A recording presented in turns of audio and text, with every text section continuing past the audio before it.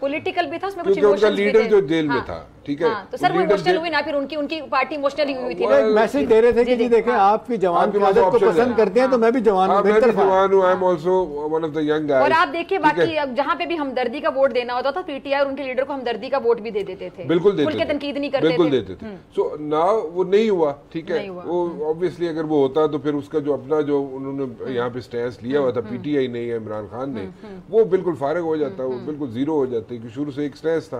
खैर वो नहीं बनी बात, उन्होंने पीटीआई के साथ नहीं चल सके। नाउ ये कहा जाए कि इस वक्त बिलावल जो है डिप्रेशन में है, नहीं, he is not in depression, number 1। Number 2, आसफा को देखें, आसफा लॉन्च हुई है अभी, ठीक है, आसफा जो है, Asfa is going to come up with like a new thing, you know, out of the box thinking है, ठीक है, और उस चीजों को, उन चीजों की परछाई है, फिर people like her, you know, और उसको लेके वो आगे चलेंगे, इट विल क्रिएट रिपल्स।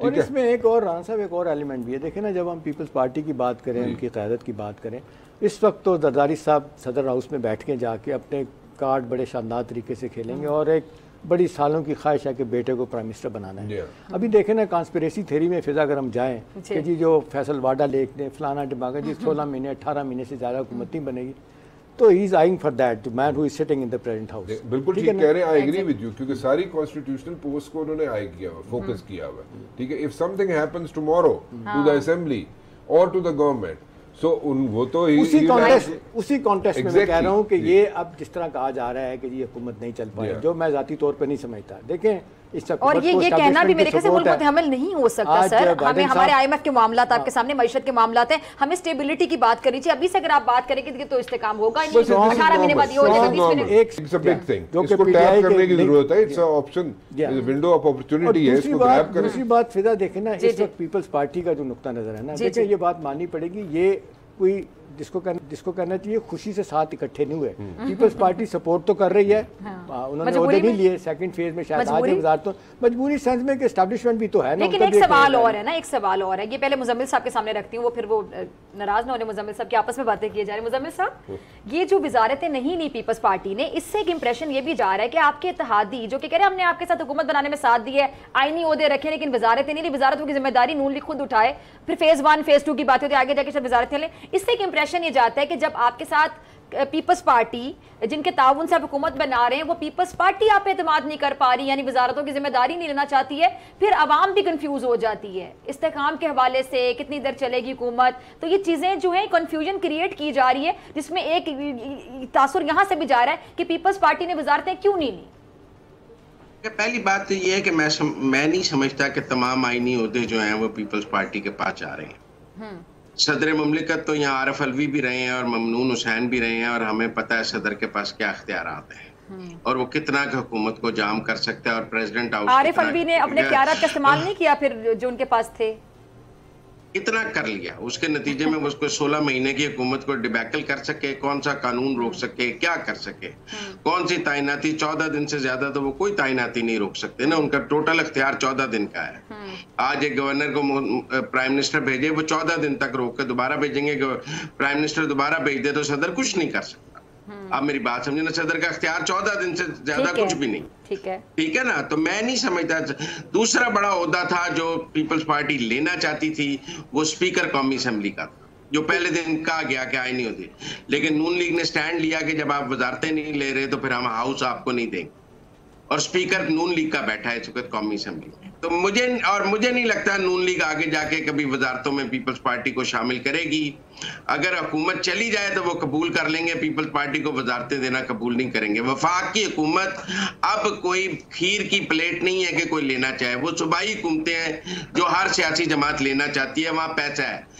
मरकजी हुकूमत एक लाइबिलिटी है। आप सुबह नून लीग से कहें कि आपसे मरकजी हुकूमत वापस ली जा रही है, वो फौरन मत कहेंगे कि आप बिलावल को बना लें, किसी को ये बात से सर आपने इतना डिवैल्यू कर दिया किसी को, नहीं, लेकिन इस बात से मुजम्मिल जी मैं जो कि कह रहे हैं बिल्कुल 100% मैं एग्री करता हूँ कि इस स्टेज पे देखे ना, अब 16 माह की हुकूमत मजे सब पार्टियों ने लिए, पीपल्स पार्टी के पास क्या नहीं था, लेकिन सवाल पूछे ठीक है, सब मजे लिए और फिर बाद में डिसोन कर दिया। इवन नवाज शरीफ साहब कहते रहे थे मुजम्मिल साहब क्यों सवाल, लेकिन वो डिसोन जो किया वो नवाज शरीफ साहब तक डिसोन कर देते थे कि जब हमारी हुकूमत आएगी तो ये करेंगे। महंगाई आई तो हमारे पास क्या फाइनेंस मिनिस्ट्री नहीं लेकिन वो थी। डिसोन जो किया इत्तेशाम साहब, उसको लोगों ने बाय नहीं किया। वो जो कहते रहे कि जी बड़ी मासूम सी मिनिस्ट्री थी हमारी, वो क्लाइमेट चेंज की दी आपने उसको, शहरी इमाम को और मिनिस्टर को दी। कोई मैं नहीं समझता कि सेकंड फेज में पीपल्स पार्टी को वजारतें दी जाएंगी। ये जो डील हो गई है सर वजारतें दी नहीं जाएंगी, वो लेंगे नहीं, अभी भी तो उनको दी जा रही है, मांगेंगे भी तो नहीं दी जाएंगी, खुद नहीं ली, वो मांगेंगे भी तो नहीं दी जाएंगी। कहा जाएगा कि आप अदम एतमाद लाकर हमें निकाल दें, जाए पीटीआई के साथ मिलकर जरदारी साहब होंगे अदम एतमाद की बात जरदारी साहब ने करना है। मैंने आपको ये कहा कि उन्होंने पंजाब में भी पीपल्स पार्टी को वजारतें नहीं दी, अभी तक गवर्नर्स की तैनाती का मामला हल नहीं हुआ। मुजम्मिल साहब क्या वजारतें पीपल्स पार्टी को नून लीग ने खुद नहीं दी, वो तो देना चाह रहे हैं पीपल्स पार्टी, ऐसे इतना भी भरपूर एतमाद नहीं है, नहीं इतना भी भरपूर एतमाद नहीं है उनका। नहीं, आप बात समझ लें। अच्छा जी, ये जो डील हो गई है, ये डील यहीं चलेगी, नहीं तो अदम एतमाद आएगी।